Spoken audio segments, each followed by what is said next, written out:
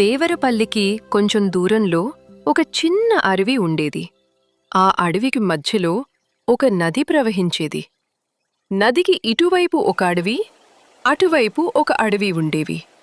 నది దాటటానికి వేరే మార్గం లేకపోవటంతో ఇటువైపు ఉన్న ఒక జింక అవతలి అడవిలోకి వెళ్లాలని ప్రతిరోజూ నది ఒడ్డుకు వచ్చి చూసేది.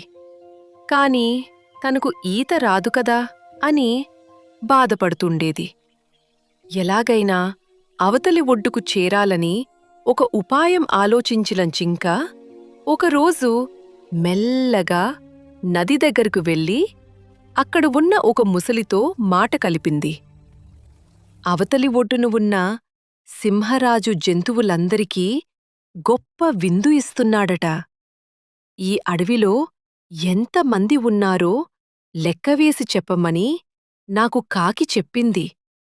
మరి మీరు కూడా ఆ విందుకు వస్తారా అని అడిగింది. విందు అనగానే నోరూరున ముసలి దానికి అంగీకరించింది. అప్పుడు జింక, అయితే రేపు ఉదయం మీ వాళ్ళందరినీ నదిలో ఒక వరుసలో నిలబెట్టండి.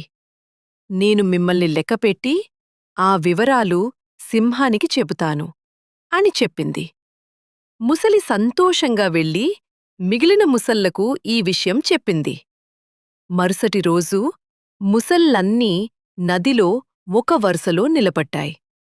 జింక వాటిపైకి దూకుతూ 1, 2, 3 అంటూ లెక్కపెడుతున్నట్లు నటించి చివరికి అవతలి ఒడ్డుకు చేరుకుంది. సురక్షితంగా ఒడ్డుకు చేరిన తర్వాత జింక నవ్వుతూ, అక్కడ విందులేదు, ఏమీ లేదు. మిమ్మల్ని అడ్డం పెట్టుకుని నేను నది దాటేశాను అని చెప్పి అడవిలోకి పారిపోయింది.